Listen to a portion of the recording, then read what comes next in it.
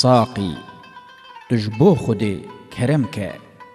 یک جرعه می د جام جم که دا جام به می جهان نما بد هرچی me اراده خویا بد دا کشف ببت لبر me احوال کانه دبتن میسر اقبال ادبارا me واگیها کماله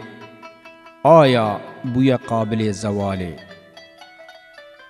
یا هر وها دیل استوابت حتی وکو دور منتحابت قد ممکنه اوج چرخی لولب طالع ببتن جبو ما کوكب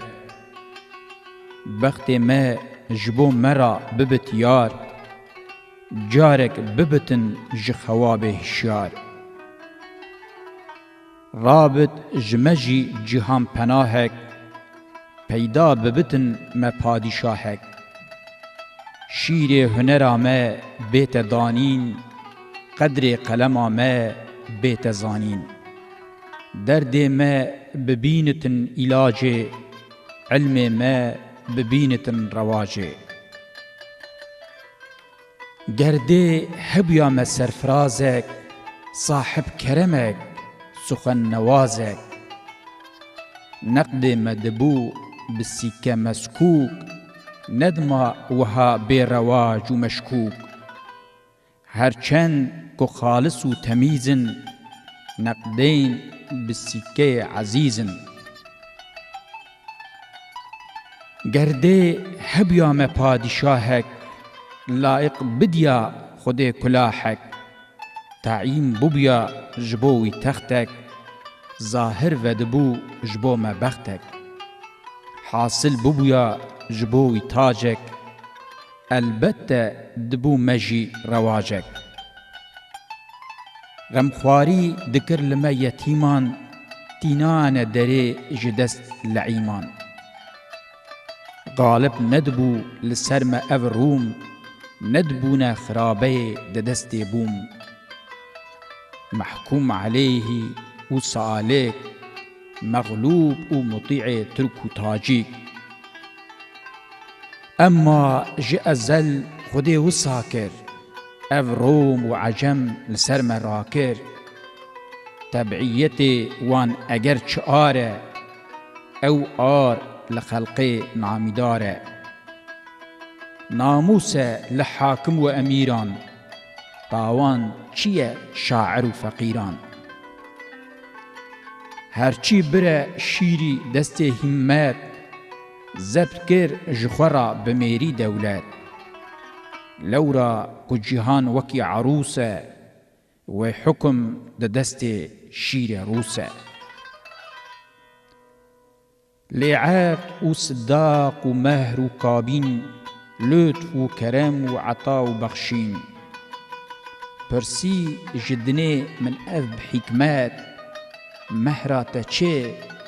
گوت من همت حاصل کدنه بشیر و احسان تسخیر دبت جبوی انسان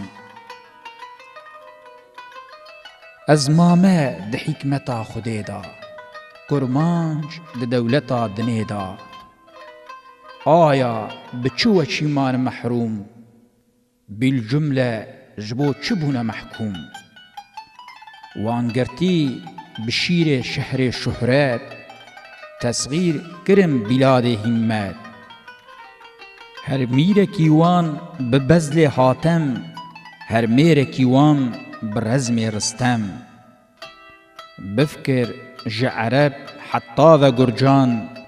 کرمانجیه بویا شبه برجان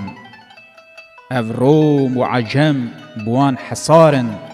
کرمانج همیل چار کنارن هر دو طرفان قبیل کرمانج بو تیر قضا کرین آرمانج گویا کل سرحدان کلیدن هر طائفه صدکن سدیدن او قلزم روم و بحر تاجیک هندی که بکن خروج و تحریک کرمانج دبن بخوین ملطخ وانجیک ودکن مثال برزخ جوامری و همت و سخاوت میرینی و غیرت و جلادت او ختمه جبو قبیل اکراد واندانه بشیر و همت داد هندی جشجاعت خیورن او چنده جمنت نفورن او غیرت و او علو همت بو مانع حمل بار منت لو بيك همیشه باتفاقا دائم بتمرد و شقاقا گرده هبیا ما اتفاقك وكرا بكرا ما انقيادك روم و عرب و عجم تمامی همیان جمره دکر غلامی تکمیل دکر ما دین و دولت تحصیل دکر ما علم و حکمت تمييز دبون جهف مقالات ممتاز دبون بدان كمالات